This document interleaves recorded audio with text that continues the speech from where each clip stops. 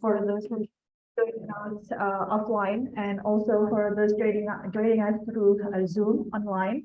On behalf of Microeconomic Dashboard, I would like to thank Ethan as our speaker for today's sharing sessions, and also Ibu Shima as our moderator. And also, ladies and gentlemen, once again, who join us and participate in this program. So just a little bit of an introduction about what kind of program this is. This is one of the main programs in Microeconomic Dashboard. So we invite scholars, academic staffs, and also students actually, but unfortunately, not many students are willing and brave enough to share in the session. But this session is actually aiming to build a discussion forum for all of us at FEB and also for the public to share our ongoing research and also maybe our published paper or upcoming paper. So anything just to build a kind of discussion forum for all of us. And I just would like to thank for this particular sessions because we in collaboration with MAP, Magister Ekonomi Pembangunan, to Pak Akbar and Ibu Putri. Thank you udah bisa kolaborasi and for welcoming us. And one of the messages from Pak Gumilang, Mas Gilang as the Vice Dean who initiated this collaboration between MIKDAS and MAP is to engage students, maybe in future collaboration with Ethan or maybe with Ethan's other colleagues. So we are very welcome for anyone to engage in future collaborations, either in research or maybe projects. So I think that's a welcoming. Just an introduction about MIKDAS and welcoming intro from us. And just one bit of marketing, if I may. So once again, I invite anyone who's interested in sharing their research or ongoing research. Please check out our Instagram and LinkedIn at MIKDAS.event. Thank you. Ibu Shima, please.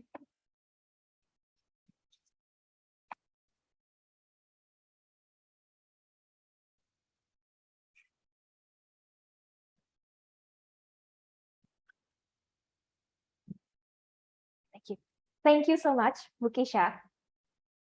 Assalamualaikum warahmatullahi wabarakatuh. All right. Good afternoon, ladies and gentlemen. Welcome to Gadjah Mada University. Good afternoon, folks at home. Hello. Good afternoon, Indonesia. This is Yogyakarta calling. Hello. Very well. It looks like you are all excited today. You should, totally. So everyone, welcome to another sessions of sharing sessions presented by the one and only Microeconomic Dashboard, Faculty of Economics, Gadjah Mada University, where all cutting-edge innovations happens. So finally, after a few weeks, we're finally back in actions. And believe me, just like you all, we're so excited to have you all today and have Dr. Paul over here to share his dissertations with us. And by the way, the weather today is quite hot, really hot actually. So the thing is, that's none of our concerns, fortunately, because some like it hot and we certainly do. And rest assured that the temperature is going to keep raising and raising. And of course, today we're going to bring you a topic that is really hot. We're going to turn up the level of the heat just a little more, okay? With discussions about the gender equality as well as village reforms in Indonesia. So that's why today we're all here and you folks at home is not going to miss anything. Trust me. And I'm Shima. I'm going to moderate these sharing sessions today. So, well, folks, if you take a look at the news this morning, as well as several other news outlets like Jakarta Globe or Kompas, in some of the front page, is it like a print press or probably also on their websites, basically you can see that village reforms is basically on the mainstream news nowadays. It has been the talk in so many circles, not only academic circles, but also policy making circles. And ever since the launch of the law number 6, year 2014, about village reforms in Indonesia, there has been a lot of discussions. The importance of village reforms has been around and has been gaining a lot of tractions from so many circles, just like what I have mentioned before. However, research, particularly academic research in the field of village reforms is still very bare minimum in Indonesia itself. And that also leaves us with a lot of questions. The questions about how it's going to benefit women. Does the reform has a benefit for women? And do women actually have any say on how to make a policy in village level, such as to make a budget plans? Or do these things, important things, are left for male chairmen in the village? So many questions, right? So you are lucky.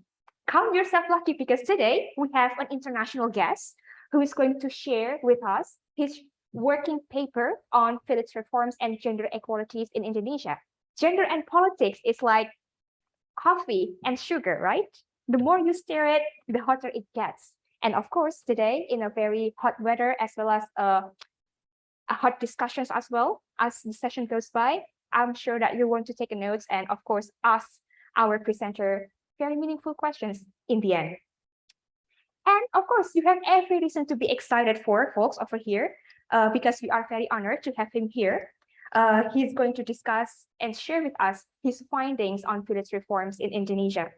So before we kick off our sessions and we talk more about these hot topics about gender and politics, I would like to greet and of course introduce our speakers today, which is Dr. Eden Paul. Hello. Hello. You can use the microphone Yeah. so that folks at home actually can hear you. Okay, very well. So everyone, before we talk further with Dr. Paul, I'm going to introduce and I'm going to read his CV. And believe me, his CV is very long. If we spend reading his CV all day, I'm going to stay here for 2 days, I'm telling you. So here we go. I'm going to just read the highlights of his magnificence and gleaming achievements, okay? So here, first we're going to get into the education part. He got bachelor degree in science in foreign services from Walsh School of Foreign Service in Georgetown University, Washington, D.C.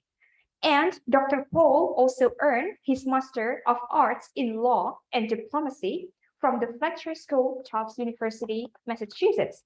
And he just finished his PhD in Public Policy and Political Science at the University of Michigan. Rest assured, everyone, work experiences by Dr. Paul is actually amazing. And I'm going to mention 2 of them. The first one is now he's working as a research manager at GPEL in MIT. He's also serving, he used to serve as a graduate student instructor in political science research designs and introductions to work politics. That's very interesting. And of course, he's also blessed with a lot of awards, fellowships, and scholarships. And believe me, if you use all of your fingers in your hands, it's probably going to be more. So I'm just going to mention 3 more significant achievements that we have accomplished so far. The first one is the GPEL Governance Initiative Full-Scale Study. The second one is International Policy Center Research Scholar. And the third one is the Rentham International Research Award. So those are the gleaming achievements of our speaker today. I'm sure that you are excited. Hi, Dr. Paul. Hello. How do you do? Very baik. Good. Oh, very good. So just a little bit of a chitty chat over here. What brought you to Indonesia? Saya pakai bahasa Indonesia atau? Oh, boleh pakai bahasa Indonesia, pakai bahasa Okay. Jawa, or Bahasa Espanyol? Jawa saya belum bisa. Saya coba pakai bahasa Indonesia ya. Okay. Ya, pengalaman saya di Asia Tenggara mulai dengan pekerjaan untuk LSM di Kamboja. Ini sudah hampir 10 tahun yang lalu. Dan ketika saya mulai belajar untuk kuliah S2, S3, saya cari kesempatan untuk meneliti di negara yang lain di Asia Tenggara. Jadi saat S2, tesis saya tentang politik di Timor Leste. Dan untuk S3, saya memilih untuk memutuskan untuk berfokus pada penelitian di Indonesia. Jadi saya pernah tinggal di Jogja selama sekitar 1,5 tahun, dan sebelumnya saya berkomunikasi dengan Polga, Pusat Penelitian Politik dan Pemerintahan di Pesiko, dan saya senang sekali bisa kembali, dan ya terima kasih banyak. Okay, that's wonderful. Well, everyone, I'm going to let Dr. Paul comment his presentations, but first thing first, I'm going to do some housekeeping over here. Yeah. So here, I am going to read several ground rules that you need to obey throughout the sessions so that our sessions can go smoothly without any troubles, okay? If you are a troublemaker, then probably we need to do something about it. So first, rules. This is a hybrid seminar. Some people are here in UGM and some others are enjoying our broadcast at home. Hello. And the first one, the presenter is going to have 1 hour and 30 minutes to present, 1.5 hours to present. So use it as much as you want. Probably there will be some dancing as well. Well, and participants, both at home and at UGM, you are encouraged to participate in the Q&A sessions. The Q&A sessions is going to be divided into several sessions. First, we're going to take 3 questions from the floor and 3 questions from the folks at home. And of course, we will have 30 minutes to do the Q&A. And the last but not least, I'm going to give a notice to Dr. Paul when the allocated times is going to be like 5 minutes left, okay? So I think that's all that I have in my housekeeping. I'm sure that you're excited. Are you? Yes, definitely. I cannot. So I think without further ado, I'm just going to give the floor to Dr. Paul, and you folks at home can also tune in. So Dr. Paul, take it away. Oke, Give a big hand, please. terima kasih banyak. Dari sini atau di mana yang lain? Ya, oh di sini. Oke. Baik. Yeah, terima kasih banyak. I think that's the nicest introduction I've ever received. So thank you very much, Mbak Tina. Terima kasih banyak kepada yang semua teman-teman dari FEB UGM. Saya sangat senang bisa kembali ke UGM selama pertemuan ini kembali di Indonesia. Dan saya memang ada rencana untuk tetap melakukan proyek penelitian di Indonesia. Jadi semoga di masa depan ada kesempatan berkolaborasi ya. Jadi ya ini saya akan berbagi hasil dari penelitian disertasi saya di Indonesia.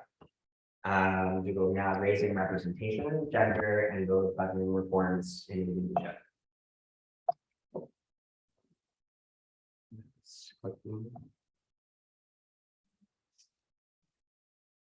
Ya, jadi motivasi untuk proyek ini adalah situasi seperti ini. Ini foto musyawarah desa dan kita bisa melihat bahwa kebanyakan peserta adalah laki-laki. Dan itu sangat umum di Indonesia, jika di negara yang lain yang punya program seperti Community Driven Development atau Participatory Budgeting, walaupun hampir selalu ada tujuan untuk melibatkan perempuan. Dr. Paul. Yes. Oh, ini oke.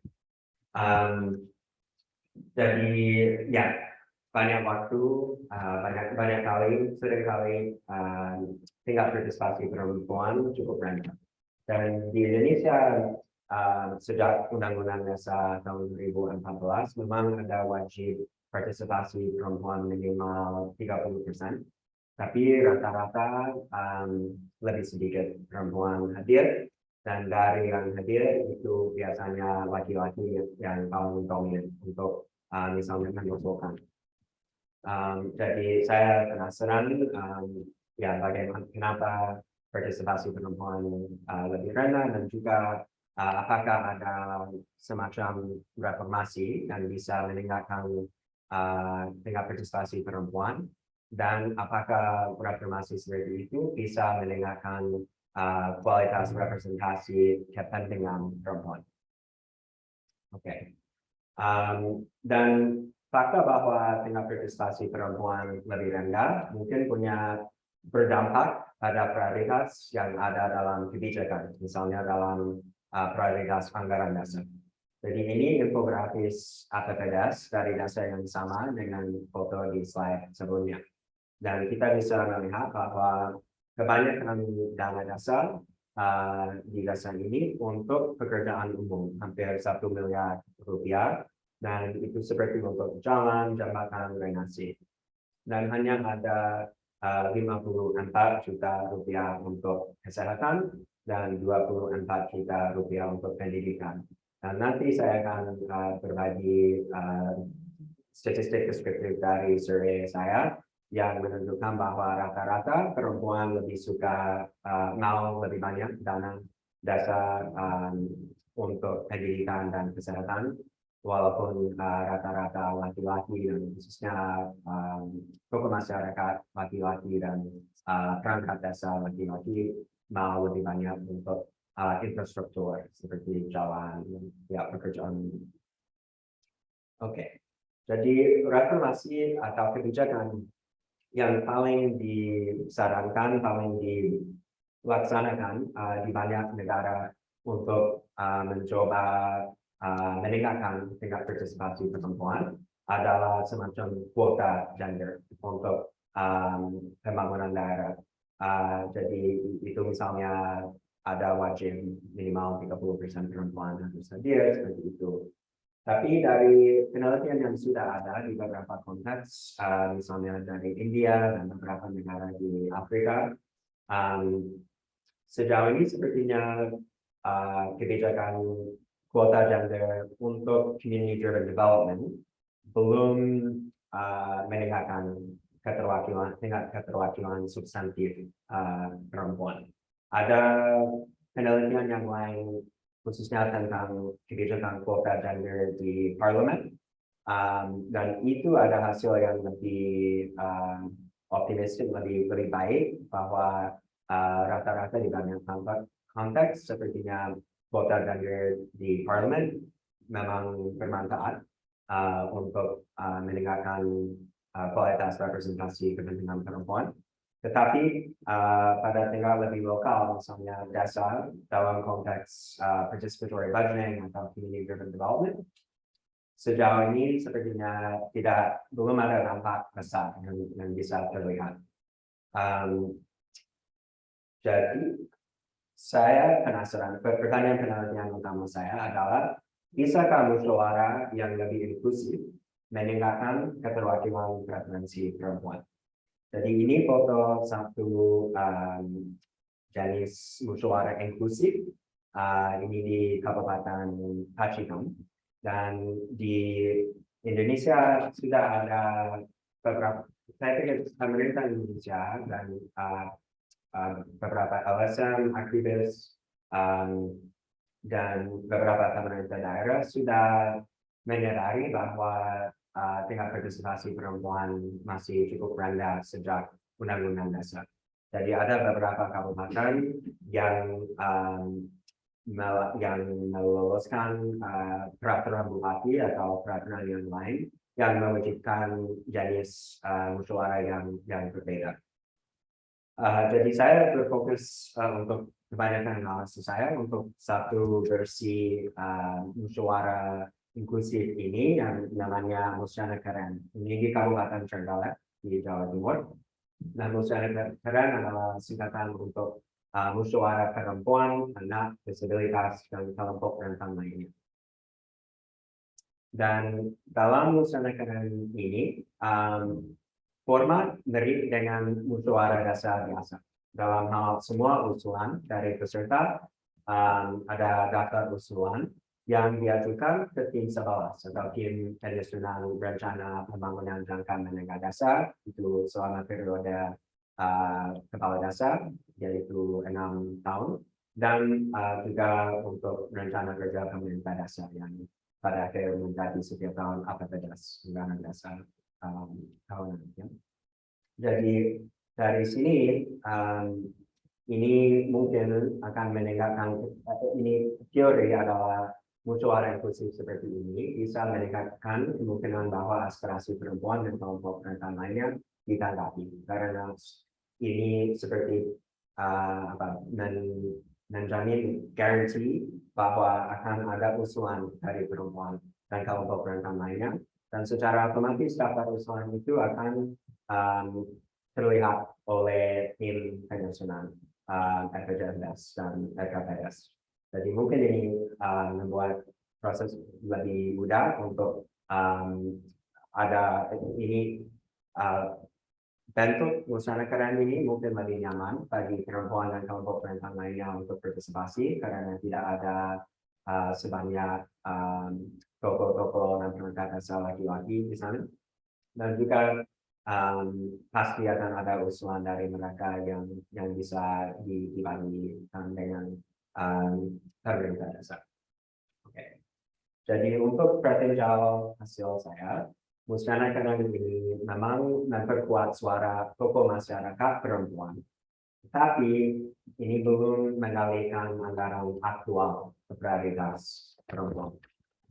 Dan saya akan berbagi bukti bahwa atau mungkin bukti substansial bahwa mekanisme adalah atau alasan busana keren belum mengalihkan anggaran aktual ke prioritas perempuan itu karena elite capture dan kepala dasar pemimpin di dasar yang laki-laki, bukan karena perempuan kurang tertarik untuk berpartisipasi dan tidak karena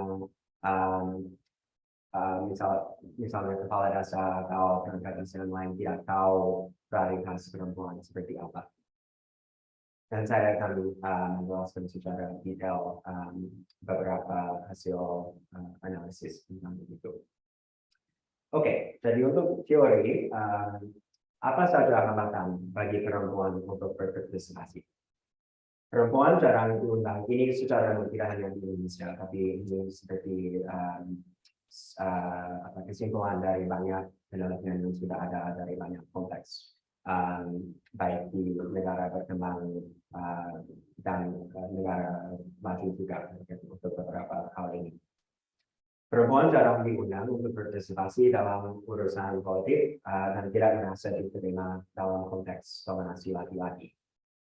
Dua, kesenjangan gender dalam pekerjaan dan pendidikan bisa membatasi partisipasi perempuan dalam hal. Tiga, bahkan ketika perempuan diundang, mereka seringkali tidak diberdayakan untuk angkat bicara. Mungkin mereka hadir saja, duduk di belakang, dan tidak mengusulkan misalnya. Keempat, perwakilan perempuan yang berpartisipasi belum tentu berbagi preferensi perempuan yang sering terpinggirkan dari diskusi politik. Kelima, pengambil keputusan dalam konteks ini itu bisa kepala dasar misalnya, mungkin tidak mengetahui preferensi perempuan apa. Dan terakhir, pengambil keputusan seperti kepala dasar mungkin mengabaikan preferensi perempuan, meskipun atau bahkan kalau mereka tahu preferensi perempuan apa saja. Okay. Jadi busana keren itu di tujuan program ini saya akan menjelaskan lebih lanjut nanti, tapi tujuan dari alasan atau lembaga dari Australia yang menyarankan reformasi ini dan juga kabupaten misalnya bupati dan ibu kakak di kabupaten yang sudah melakukan program busana keren ini adalah untuk berupaya meningkatkan partisipasi dan baru nanti dalam proses penganggaran dasar. Jadi mereka sudah tahu hambatan yang tadi dibahas dan mencoba mendesain program ini untuk address atau untuk address masalah-masalah tersebut. Jadi ini mungkin meningkatkan pengetahuan perangkat dasar tentang preferensi perempuan dan mungkin menekan mereka untuk menjadi lebih responsif. Oke.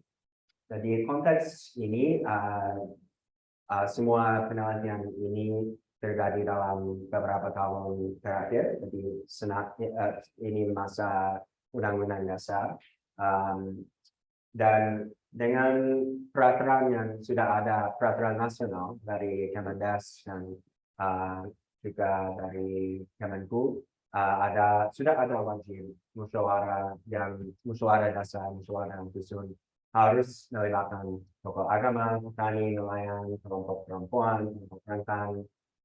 Ada daftar dalam beberapa peraturan yang sudah jelas. Tapi dari survei saya di beberapa desa di Jawa Timur, rata-rata hanya 20% warga desa laki-laki pernah diundang untuk musyawarah apapun, musyawarah dusun, musyawarah desa, dan hanya 8% warga desa perempuan pernah diundang. Jadi ini masih jelas ada perbedaan besar antara angka laki-laki yang diundang dan angka perempuan, dan juga rata-rata bahkan untuk laki-laki ini minoritas saja yang terlibat dalam proses. Oke. Dan dari satu saya ini ya dari sepuluhan desa di beberapa kabupaten di Jawa Timur, prioritas dalam anggaran desa adalah untuk infrastruktur seperti jalan, jembatan, drainase, dan juga pemerintahan, bidang pemerintahan.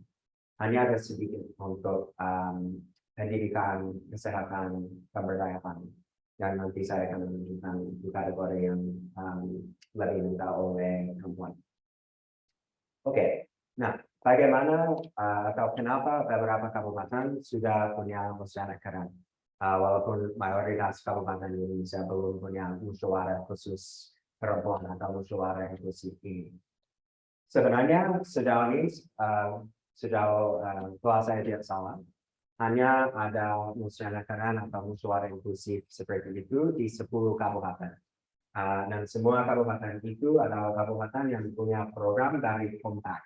Compact adalah lembaga yang didanai DITA Australia, dan Compact tujuan mereka untuk itu seperti terkait dengan kemiskinan, ada tujuan menurunkan tingkat kemiskinan, dan juga untuk mereka punya program yang lain terkait dengan pemerintahan tingkat desa dan partisipasi masyarakat seperti itu. Jadi Compact punya ide untuk musyawarah ini, dan mereka bekerja sama dengan pemerintah kabupaten yang mereka punya beberapa program di kabupaten ini, dan mereka juga bekerja di kabupaten yang lain. Tapi kabupaten ini yang ada 2 di Aceh, ada 2 di Jawa Timur, 3 di Jawa Timur, ada beberapa di NTB, dan juga di Sulawesi Selatan. Kabupaten tersebut sudah punya semacam musyawarah inklusif atau musyawarah. Dan ini ini semacam natural experiment. Mungkin kita bisa bahas ini nanti, tidak ada semua asumsi untuk natural experiment, tapi dekat setup natural experiment, yang mana Compact hanya bekerja di beberapa kabupaten ke daerah, dan mereka pakai kriteria terkait dengan tingkat kemiskinan dan beberapa kriteria yang lain. Tapi karena mereka hanya pilih beberapa kabupaten per daerah, masih ada kabupaten yang merit yang belum terpilih oleh Compact untuk programnya dan untuk advokasi musyawarah ini. Jadi kabupaten yang belum punya advokasi atau program yang lain dari Compact belum punya peraturan terkait dengan musyawarah. Jadi untuk analisis saya akan membandingkan desa-desa yang merit di Kabupaten Trenggalek yang punya musyawarah, punya program Compact, dan di desa-desa dari Kabupaten Ponorogo yang merit tapi belum punya musyawarah, belum punya program Compact. Oke. Untuk data, saya melakukan survei. Ini survei dilakukan dengan Lembaga Survei Indonesia. Jadi saya juga di lapangan selama survei ini dilaksanakan. Ini survei dengan 1.200 responden dalam 30 desa di Kabupaten Trenggalek dan Ponorogo. 15 desa di Trenggalek, 15 desa di Ponorogo pada Januari tahun yang lalu. Dan sampel itu termasuk 900 warga desa ditulis secara acak, setingkat perempuan. Semua kepala desa dari desa tersebut, dan juga 270 tokoh masyarakat yang terpilih secara proporsional. Jadi di setiap 30 desa itu ada 10 responden ini tokoh masyarakat dengan posisi tertentu. Ini ada ketua BPD, satu ketua RT yang terpilih secara acak, ketua KKK desa, ketua posyandu, ketua kelompok tani, ketua Karang Taruna, ketua LPMD, satu kepala dusun tertulis secara acak, dan satu ketua arisan ibu-ibu dengan RT atau dasi wisma tertulis secara acak juga. Saya juga mengumpulkan data RPJMDes dan APBDes dan data usulan untuk desa-desa tersebut. Dan untuk saya juga melakukan survei dengan 268 kepala desa di 5 kabupaten di Jawa Timur dan Jawa Tengah dan Nusa Tenggara Timur. Dan saya sendiri itu bersama dengan Populi Center di Jakarta.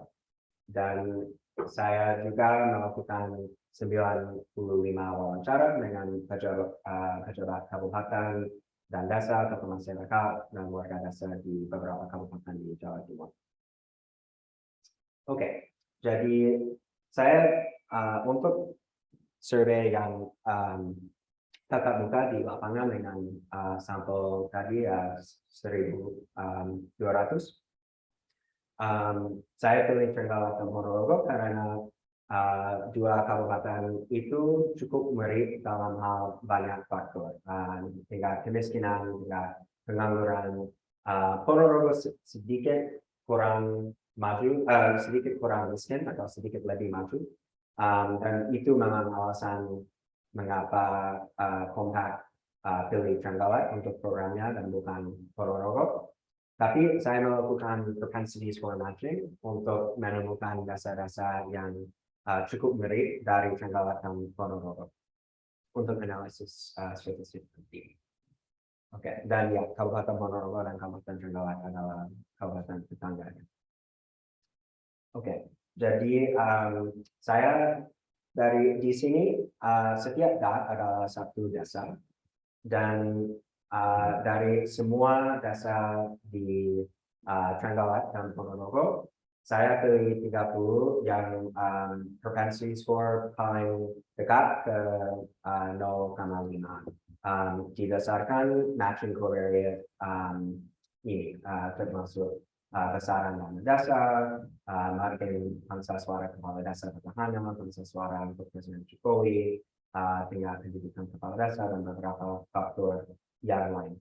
Dan saya tidak masukkan desa-desa di Trenggalek yang punya program yang lain dari Kompak. Jadi ada beberapa desa di Trenggalek yang selain setiap desa di Trenggalek sudah punya musyawarah. Setiap desa di Ponorogo belum punya musyawarah. Tetapi ada beberapa desa di Trenggalek yang selain musyawarah juga punya program yang lain dari Kompak, misalnya program pemberdayaan perempuan atau program sekolah anggaran dasar untuk perangkat dasar.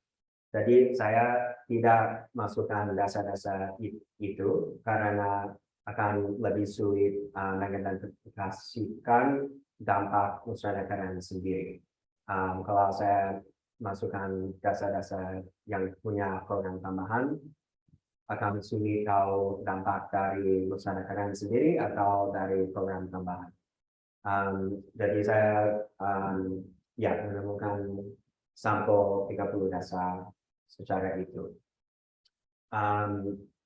Dan ya nanti ada dari 30 desa itu ada matching lagi untuk analisis dan saya bisa menjelaskan lebih lanjut nanti, tapi standard errors di cluster ada dengan pair match dari matching covariate. Jadi ada dua fase matching, satu untuk mengidentifikasikan sampel yang desa-desa mirip dari Trenggalek dan Ponorogo, dan satu lagi untuk match desa ke desa dalam seperti pasangan desa dari satu dari Ponorogo, satu dari Trenggalek. Oke, Untuk bagaimana saya mengukur preferensi anggaran responden. Jadi dalam survei untuk setiap responden, ini termasuk kepala desa, tokoh masyarakat, dan warga desa, ada permainan anggaran seperti ini. Ini saat pilot sebelum pandemi. Jadi setiap responden menerima foto-foto dengan kategori dana dasar. Kategori yang benar bisa didanai oleh dana dasar. Dan responden menerima 30 poin dan mereka bisa seperti meletakkan tidak. They can place the coins di amplop mana saja untuk representasi kategori apa bidang apa saja paling penting. Jadi mereka bisa masukkan semua koin ke satu kategori atau bisa distribusi secara sama atau ya apa saja. Dan itu jadi saya bisa mengukur preferensi responden untuk dana dasar. Dan untuk outcome utama saya mau mengukur bagaimana RPJMDAS itu rencana 6 tahunan dan juga bagaimana APBDAS atau anggaran tahunan mewakili preferensi responden. Jadi ini untuk mengukur rata-rata seberapa jauh prioritas yang ada dalam RPJMDAS atau ada dalam APBDAS dari preferensi kategori responden. Dan nanti saya akan menunjukkan hasil ini. Tadi saya bisa mengukur prioritas atau preferensi responden perempuan, preferensi responden laki-laki, preferensi responden tokoh masyarakat yang perempuan, dan lain-lain. Oke. Kalau ada pertanyaan saya bisa menjelaskan ini lebih lanjut nanti di Q&A. Dan juga kalau analisis saya pakai baseline, tinggal preference line juga untuk control. Oke. Jadi untuk hasil deskriptif dulu, ini tentang preferensi responden dari permainan alokasi tadi ya. Jadi kita bisa melihat bahwa rata-rata tokoh laki-laki ini termasuk perangkat desa laki-laki dan tokoh masyarakat laki-laki yang lain suka atau sangat lebih banyak untuk jalan daripada misalnya tokoh perempuan. Dan tokoh perempuan dan juga perempuan warga desa perempuan biasa mau lebih banyak dana untuk kesehatan dan juga pendidikan daripada laki-laki dan perbedaan lebih besar kalau dibanding dengan tokoh laki-laki. Dan juga yang menarik dan akan penting nanti adalah ada perbedaan antara preferensi warga desa perempuan yang bukan tokoh dan warga desa dan tokoh perempuan dalam hal pemberdayaan. Jadi tokoh masyarakat perempuan mau lebih banyak dana dasar untuk pemberdayaan daripada warga desa perempuan yang bukan tokoh. Juga saya mengumpulkan dari daftar usulan dari musyawarah dusun biasa dan dari musyawarah. Dan ada perbedaan besar. Jadi kategori untuk usulan paling umum dari musyawarah dusun biasa, ini bukan musyawarah inklusif, adalah jalan. Dan juga ini yang biru, ada jalan, ada banyak untuk drainase, pertanian. Untuk dari musyawarah kebanyakan usulan untuk pemberdayaan dan kedua untuk kesehatan. Nah, ini hasil utama. Jadi setiap row di sini ada outcome yang berbeda, tapi dengan independent variable yang sama. Jadi independent variable di sini adalah musyarakatan. Itu berarti itu kode 1 kalau itu dasar di Trenggalek, kode 0 atau kosong kalau dasar di Ponorogo. Dan dalam analisis ini ya standard cluster dengan pair melalui proses propensity score matching dari hasil propensity score matching. Dan juga ada multiple hypothesis testing correction di sini untuk setiap model. Jadi yang 3 hasil di atas adalah untuk RPJMS. Itu rencana 6 tahun mendasar yang tidak mengikat. Jadi nanti RKPDAS dan APPDAS, kegiatan dalam RKPDAS dan APPDAS untuk 1 tahun harus biasanya datang dari RPJMS. Tapi pemerintah dasar tidak akan melakukan semua kegiatan dari RPJMS. RPJMS bisa punya jauh lebih banyak kegiatan yang bisa dimanfaatkan dalam periode 6 tahun. Ya, jadi itu bisa wish list, itu bisa banyak usulan yang mungkin tidak pernah akan dilaksanakan. Ya, jadi yang APPDAS itu yang menikah, itu yang benar-benar dilaksanakan lebih penting karena itu yang secara aktual dilakukannya. Dan kita bisa lihat bahwa hanya ada 1 hasil yang signifikan secara statistik, dan itu untuk toko perempuan RPJMS. Itu berarti bahwa jasa dengan musyarakatan punya tingkat preference alignment atau penyelarasan preferensi untuk toko perempuan yang lebih baik untuk RPJMS kalau dibanding dengan jasa-jasa tanpa musyarakatan. Tapi hanya di RPJMS. Untuk APPDAS tidak ada perbedaan pada tahun 2000 sama tahun 2021. Untuk warga desa perempuan, RPJMS itu hampir signifikan. Itu sebenarnya sebelum multiple hypothesis testing correction itu signifikan, tapi setelah itu belum ada confidence interval 95%. Jadi ya, tapi bahkan kalau kita pikir mungkin itu signifikan, itu hanya untuk RPJMS, belum signifikan untuk APPDAS.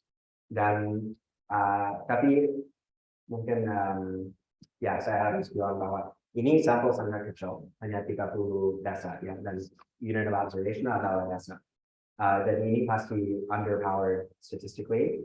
Jadi dalam paper saya juga melakukan randomization inference untuk mengatas hipotesis sharp null hypothesis. Itu berarti apakah ada dampak pada setidaknya 1 unit, 1 dasar, dan itu juga hasil tidak signifikan. Jadi sepertinya dari hasil ini dan hasil yang saya akan menjelaskan nanti, belum ada dampak musyarakatan pada APPDAS. Tapi sepertinya sudah ada dampak pada RPJMS, setidaknya untuk tingkat penyelarasan preferensi toko perempuan. Oke, dan kategori apa yang mungkin mempengaruhi hasil tersebut, hasil toko perempuan RPJMS. Jadi analisis ini saya menambilkan presentasi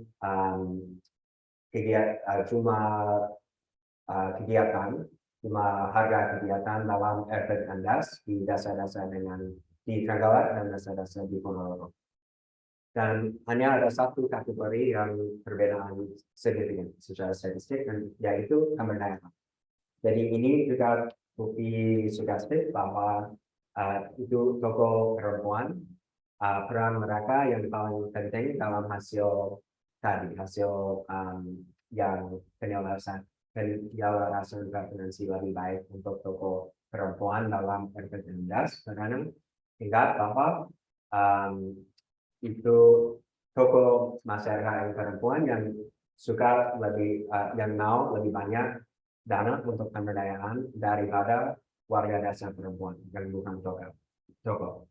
Dan juga tadi kita lihat bahwa kategori paling banyak untuk usulan dari masyarakat adalah pemberdayaan.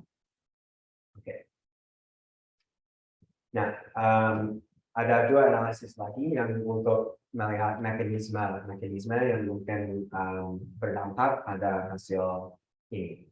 Jadi untuk melihat apakah masyarakat bisa meningkatkan tingkat partisipasi perempuan, saya melakukan vignette eksperimen, semacam survei eksperimen, yang secara acak responden menerima satu versi pertanyaan yang ini atau versi kedua. Dan yang pertama itu bertanya, bayangkan ibu diundang untuk mengikuti musyawarah. Ini musyawarah biasa yang membahas perencanaan anggaran dasar. Apakah ibu mau ikut? Dan juga ada pertanyaan apakah mau mengusulkan kalau ikut. Dan untuk treatment itu bayangkan ibu diundang untuk mengikuti musyawarah khusus perempuan. Jadi ini musyawarah. Jadi dan semua responden untuk eksperimen ini dari Ponorogo yang belum punya musyawarah. Jadi ini untuk mengukur mengatas apakah ada dampak kalau mendengar tentang musyawarah khusus apakah perempuan lebih mau ikut. Dan tidak ada perbedaan yang signifikan secara statistik. Jadi sepertinya masyarakat tidak mendorong, tidak membuat perempuan lebih mungkin mau ikut. Tapi ini mungkin karena kebanyakan perempuan mau ikut baik musyawarah biasa maupun musyawarah khusus masyarakat. Jadi tinggal untuk dua-duanya versi itu hampir 90% perempuan menjawab bahwa mereka pasti atau mungkin akan menghadiri musyawarah kedua. Dan dari data observational descriptive hanya 7% perempuan sebenarnya dalam sampel saya pernah diundang untuk musyawarah tingkat dusun atau tingkat desa. Dari 7% itu memang lebih dari 90%, 93% menghadiri. Dan setengah dari yang hadiri mengusulkan menurut survei.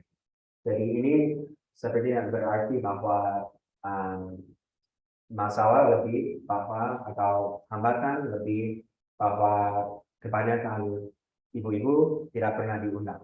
Kalau mereka diundang ke musyawarah biasa atau musyawarah banyak mau ikut, tapi belum diundang ya.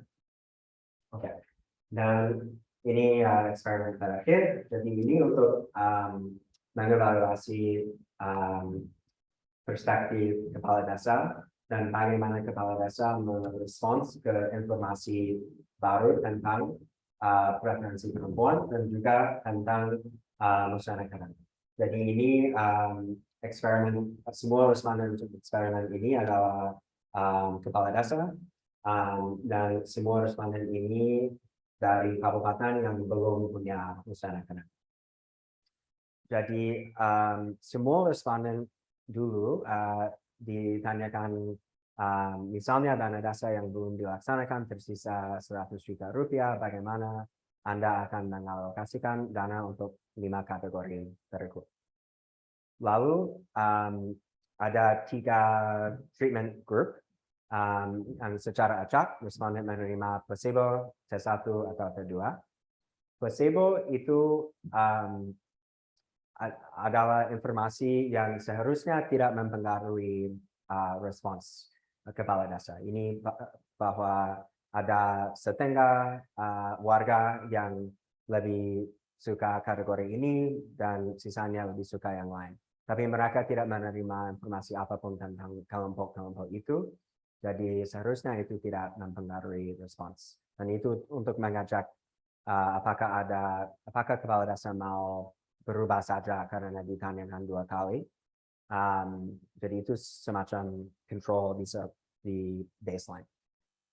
Lalu untuk tes 1, responden kepala desa menerima informasi bahwa perempuan merekomendasikan lebih banyak anggaran digunakan untuk sanitasi dan air bersih, pendidikan, dan pemberdayaan.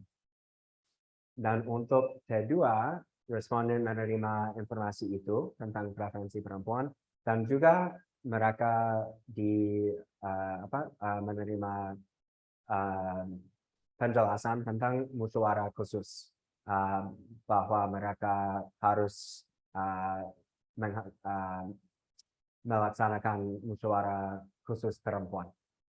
Jadi kita mau melihat apakah informasi gender ataukah informasi tentang musyawarah akan mempengaruhi prioritas kepala desa. Apakah kepala desa setelah menerima informasi tersebut akan mau mengalokasikan lebih banyak dana untuk preferensi yang mereka yang katanya lebih sukai perempuan. Oke, jadi ini model statistik untuk itu. Jadi ini control untuk baseline dan juga ya karena metode model ini untuk term T2 ini akan estimate dampak musyawarah sebagai tambahan tambahan lebih dari dampak informasi preferensi perempuan saja ya. Okay. Tapi dua-duanya tidak signifikan secara statistik. Jadi ini berarti sepertinya kalau kepala desa menerima informasi tentang preferensi perempuan itu tidak mempengaruhi prioritas mereka. Dan juga kalau mereka menerima informasi tentang musyawarah juga itu tidak ada dampak lebih besar pada prioritas mereka untuk dana desa.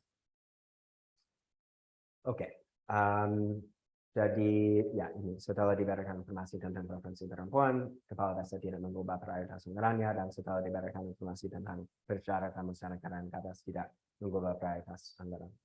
Oke, kesimpulan, musyawarah bisa meningkatkan relevansi preferensi perempuan. Kita lihat itu melalui hasil RPJMDAS yang ada lebih banyak untuk pemberdayaannya, lebih banyak kualitas representasi lebih baik untuk tokoh perempuan di desa yang punya musyawarah dalam hal RPJMDAS. Tetapi itu terutama preferensi perempuan yang tokoh masyarakat, bukan warga desa perempuan biasa. Karena hasil itu sepertinya faktor paling penting adalah bidang pemberdayaan yang paling sukai tokoh masyarakat perempuan, bukan warga desa perempuan yang biasa, bukan tokoh. Dan preferensi perempuan belum diprioritaskan dalam APPDAS ya, yang meningkat. Hanya dalam RPJMDAS yang tidak meningkat. Jadi ada dua jenis rekomendasi dari hasil ini. Mungkin perlu fokus yang lebih besar untuk mewakili warga desa biasa yang perempuan, tidak hanya tokoh ya. Contoh, bisa wajibkan pemerintah desa untuk mengundang lebih banyak perempuan yang warga desa biasa, bukan tokoh masyarakat, kemusyawaratan.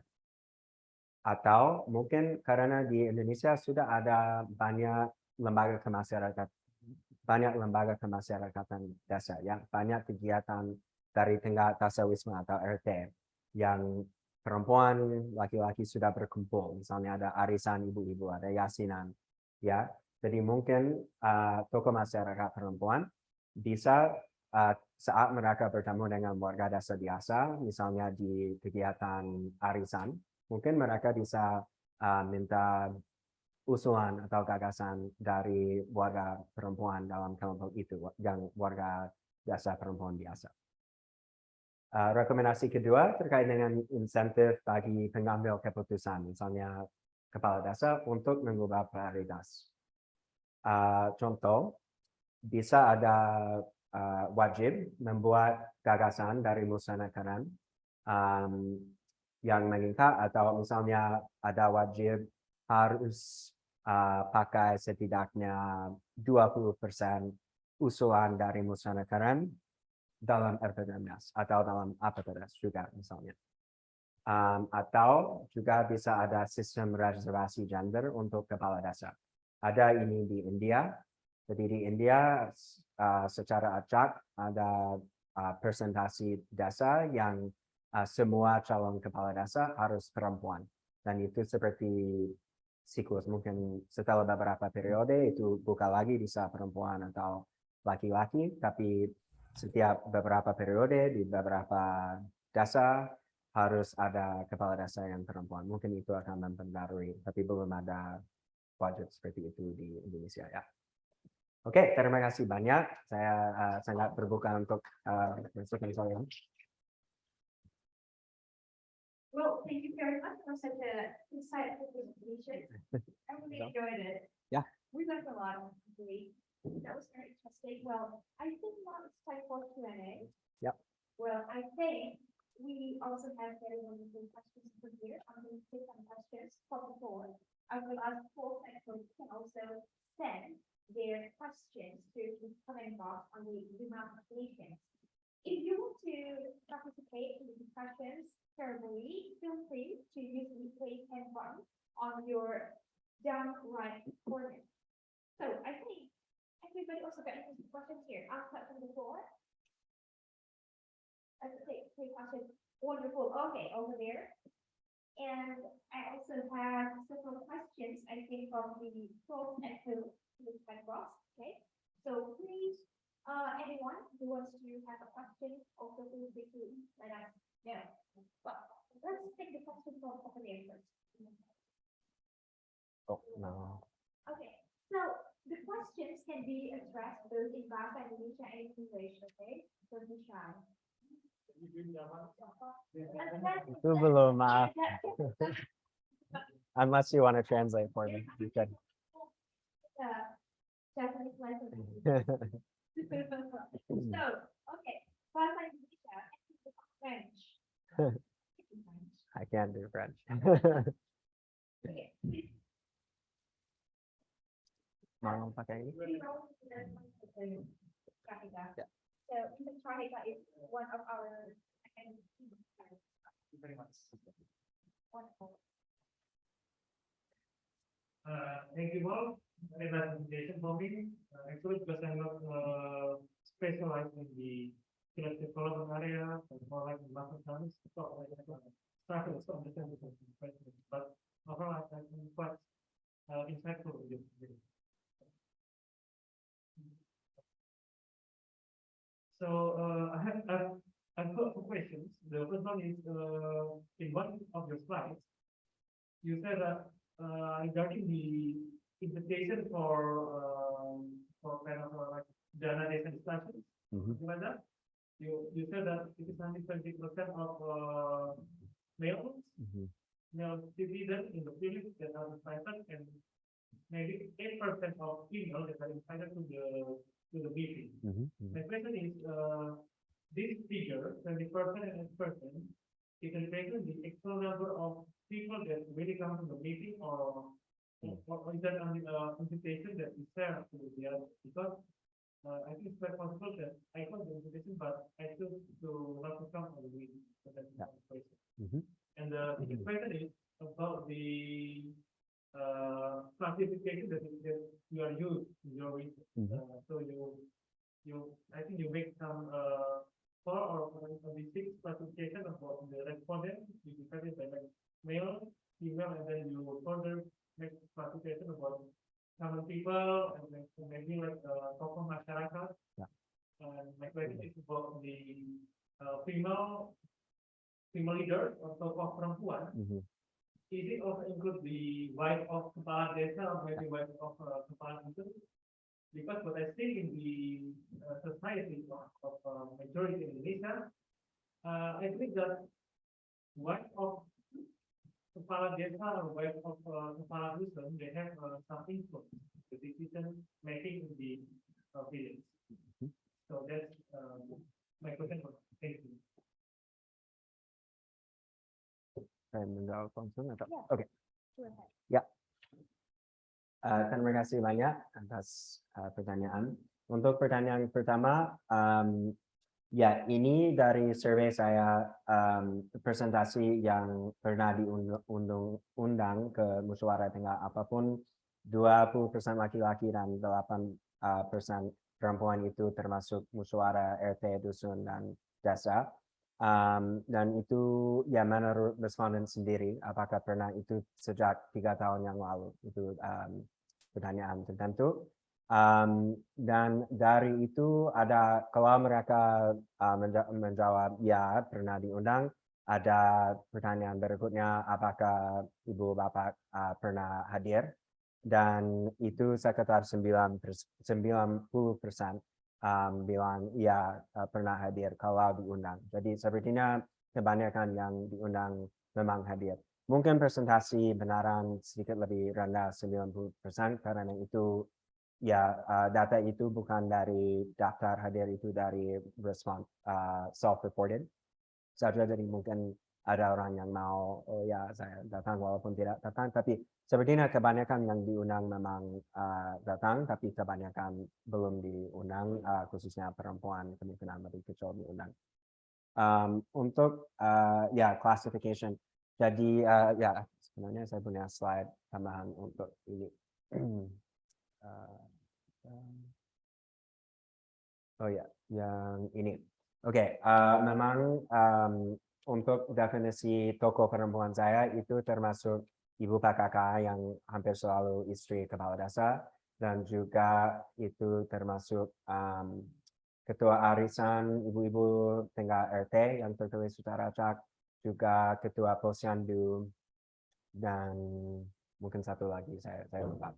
Tapi ya saya juga penasaran apakah ada perbedaan antara ibu PKK dan tokoh perempuan yang lain, dan tidak ada banyak perbedaan yang signifikan secara statistik yang bisa dilihat sini. Mungkin ada perbedaan tapi tidak sangat signifikan. Ini ya hanya rata-rata 2 percentage point atau 1 percentage point perbedaan.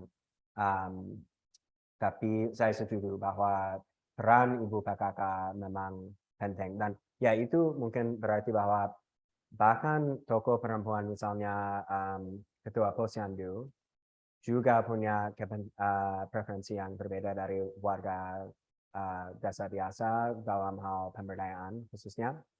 Jadi tapi itu sama dengan misalnya ketua posyandu dan ibu PKK, dua-duanya mau untuk pemberdayaan, dan memang kita lihat ada lebih banyak untuk pemberdayaan di RPJMDes di desa yang punya usaha negara, dan saya pikir itu pasti ada dampak yang ada peran besar oleh ibu PKK. Ya, terima kasih.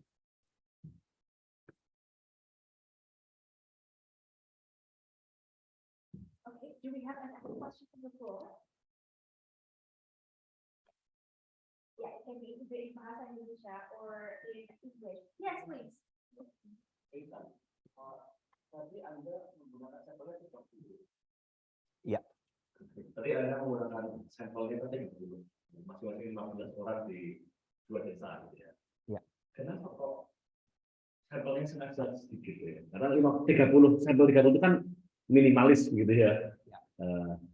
Mengapa kok Anda memilih sampel dalam jumlah minimalis begitu, enggak terus kemudian diperbesar biar lebih serius begitu, atau ada alasan tertentu? Ya. Metodologi ya. Terima kasih.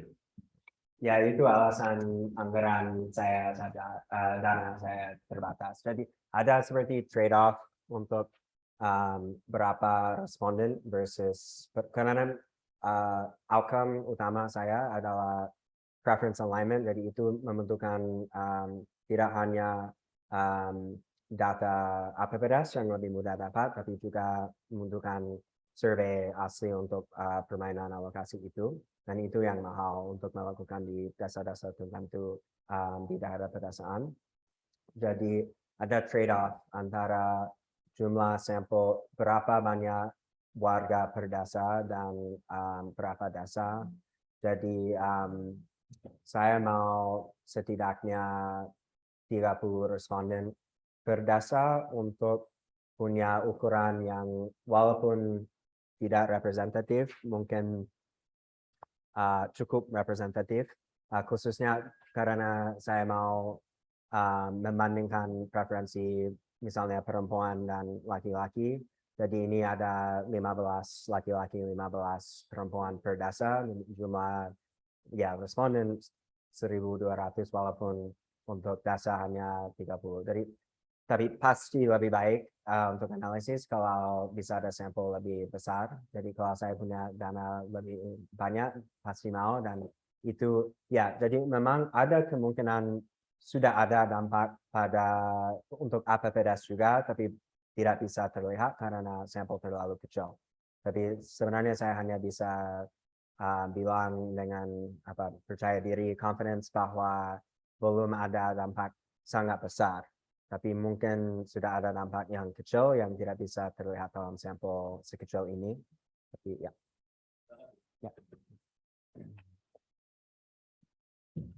Apakah ada pertanyaan lagi? Do you have any questions from the floor? Oh, yes, please.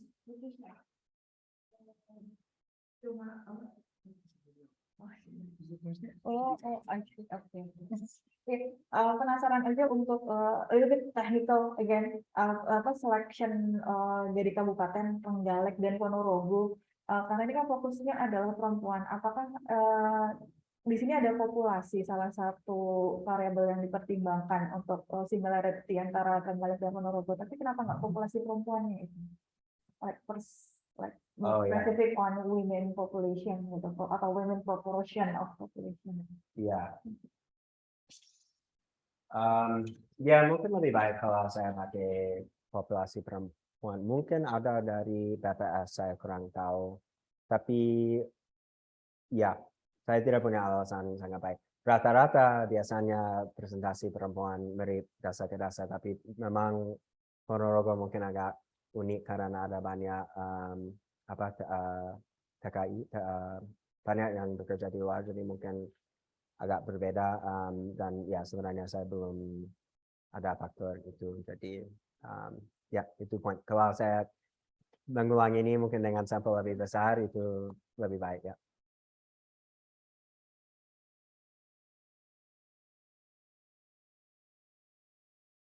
Ya saya pilih Trenggalek dulu. Itu pada awal saya mempertimbangkan Trenggalek dan Pacitan sebagai treatment. Itu karena ya saya tinggal di Jogja dan tidak terlalu jauh. Lalu saya melihat untuk Pacitan atau Trenggalek apakah ada kabupaten yang lain yang mirip, dan sepertinya Ponorogo dan Trenggalek cukup mirip. Walaupun dengan Pacitan lebih susah menemukan yang mirip dalam hal siklus anggaran dan pilkada. Jadi ya di setiap kabupaten siklus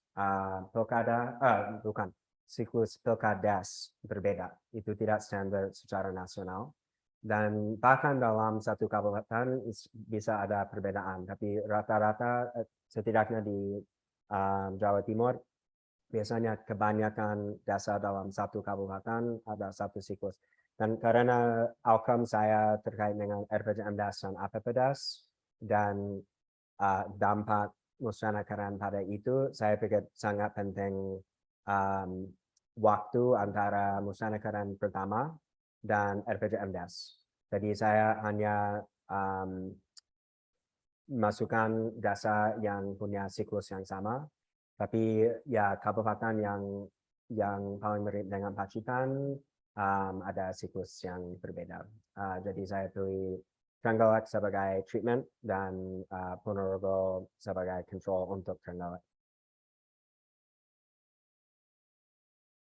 Alright, let's have another question from the floor.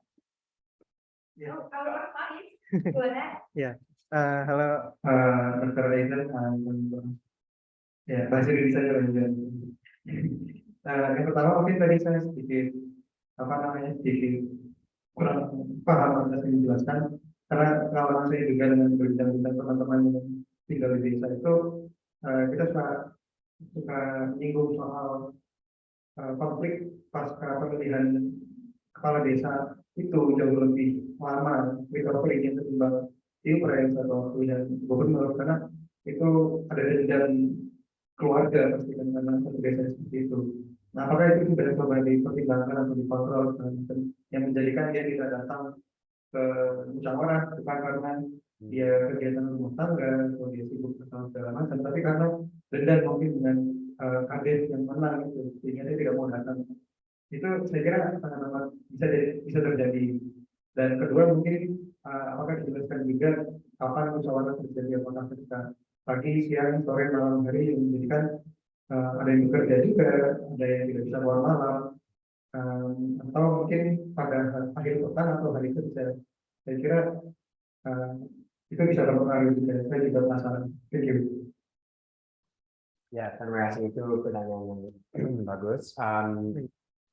Untuk dampak misalnya pilkada, untuk analisis survei eksperimen dengan para kepala desa, saya tidak masukkan dalam presentasi ini, tapi dalam paper dan disertasi saya ada seksi terkait dengan kontrol untuk tingkat kemenangan, berapa the vote share margin, like berapa banyak lebih banyak suara yang petahana versus yang di posisi kedua. Karena ya saya penasaran apakah itu berdampak pada di disertasi saya juga lihat apakah itu langsung ada asosiasi statistik dan korelasi dengan prioritas anggaran, dan juga apakah ada interaksi dengan treatment untuk ketika menerima informasi tentang preferensi perempuan. Jadi misalnya mungkin ada hipotesis bahwa kepala desa yang menang dengan margin kecil mungkin lebih accountable, mungkin lebih mau mewakili preferensi perempuan karena perempuan akan penting sebagai pemilih ya dalam pilkadas, atau mungkin yang menang dengan margin lebih besar menang dengan margin lebih besar karena sudah lebih populer dan sudah cukup baik untuk mewakili kepentingan semua masyarakat. Tapi tidak ada asosiasi secara statistik untuk itu. Tapi ya itu satu-satunya metode saya melihat dampak terkait dengan pilkadas. Dan untuk ya waktu musyawarah, ya saya setuju itu mungkin penting dan saya belum masukkan itu di analisis. Mungkin karena ya dari sampel 30 desa saya punya data dari misalnya ada berita acara yang pasti seharusnya ada waktu, jadi mungkin itu bisa dicek. Tapi untuk kalau mau sampel lebih besar mungkin susah karena ya dari data APBDes biasanya tidak ada. Tapi kalau ada bisa membaca berita acara dari musyawarah, ya saya setuju itu mungkin berdampak pada tingkat partisipasi. Oh, Jody, does it answer your question? Oh, great, amazing. Okay, let's have another question from the not yet. Okay, so Eden, I also have not a question. It's like a comment on your policy recommendations, in which I particularly find it very interesting. Oh, okay, thank you. So it's particularly when you say that probably there should be like allocation slot for women to become kepala desa, for example, and that's probably that has never been done. And that's also good because all of this time women were not given opportunities enough, and people were like, okay, let's go with the men instead. And usually sometimes the interesting part is that women voluntarily opted out. It's because they have family, want to take care of the kids and everything. So I hope with these recommendations, there will be more women to become kepala desa, and they are motivated because now there is a slot for that, so that they can participate even more. I hope that I hope that we can implement this. Okay, do we have another questions? What about the kepala desa? Kepala desa laki-laki semua, kebetulan di dalam saya mengalir. Ya, ya, jadi dalam sampel saya untuk yang sampel 30 desa itu semua laki-laki. Saya tidak masukkan, tidak ada kemungkinan dalam sampling untuk yang perempuan karena saya pikir itu pasti akan faktor yang bisa confounding. Karena itu, ya di Indonesia itu menarik bahwa walaupun tingkat perwakilan perempuan di DPR ya ada kuota, tapi juga kalau lihat berapa banyak bupati, gubernur, menteri yang perempuan itu Indonesia dengan banyak negara yang lain cukup mungkin belum banyak, tapi ya mungkin 20% lebih. Tapi untuk kepala desa rata-rata di Indonesia 95% laki-laki. Jadi ya ini masih sangat jarang. Sepertinya paling lokal, paling sedikit keterwakilan perempuan. Ya, dan juga misalnya posisi ketua RT itu 99% laki-laki ya. Paul, I'm sorry, perhaps it is beyond your research, but it could be very. Yeah. You know that on the one hand, we see just like what we call the participation of female participation in the political process, in the political process very big. But on the other hand, we see that there are female leaders in Indonesia, bupati perempuan, gubernur perempuan. Another question: how we can fix these two situations? Yeah? On the one hand, female participation very low, but on the other hand, we can have female leaders at higher positions. So I mean like this. What my idea is, what makes female leader in Indonesia context something like that, or in development context? How they become the leader? These women. Yeah. Because it is extraordinary, it is abnormal. Because normally they are not involved in the political process, but now they can in the position. And so another question is, what makes these two leaders at that position? Yeah. And that could be I don't know, perhaps you have any a little there, or can be this? Ya, saya belum meneliti itu secara langsung, tapi di beberapa wawancara saya dengan perangkat desa dan tokoh masyarakat ada pembahasan tentang ini. Ada beberapa yang laki-laki yang bilang seperti, oh saya bukan masalah kalau bupati atau gubernur perempuan, itu baik, saya sendiri pernah coblos seperti itu. Tapi kalau istri saya mau seperti itu, saya mendukung, tapi dia harus mengurus semua tugas rumah tangga dulu. Itu yang paling penting di tingkat rumah. Jadi itu sepertinya di tingkat lingkungan, tingkat rumah sendiri masih ada budaya bahwa ada peran khusus perempuan sebagai istri, sebagai ibu anak, sebagai yang masih penting, dan sepertinya dinamika pada tingkat RT RW dusun desa lebih mungkin masih agak lebih konservatif rata-rata, walaupun ketika warga desa melihat atau memilih untuk politisi tingkat lebih tinggi, mereka bilang, oh ya ini bukan masalah karena perempuan bisa semua, itu hanya dalam komunitas saya, dalam rumah saya mau bahwa ya perempuan melakukan semua tugas rumah tangga dulu. Itu sebenarnya ya mungkin aspek budaya yang mempengaruhi dinamika itu.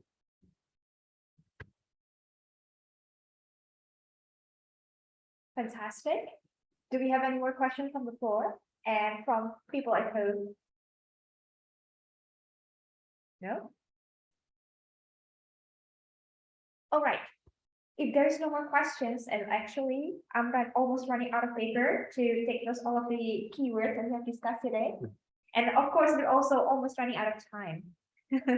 So this is the thing, when you have a good time and a good discussions, time just goes by so easily.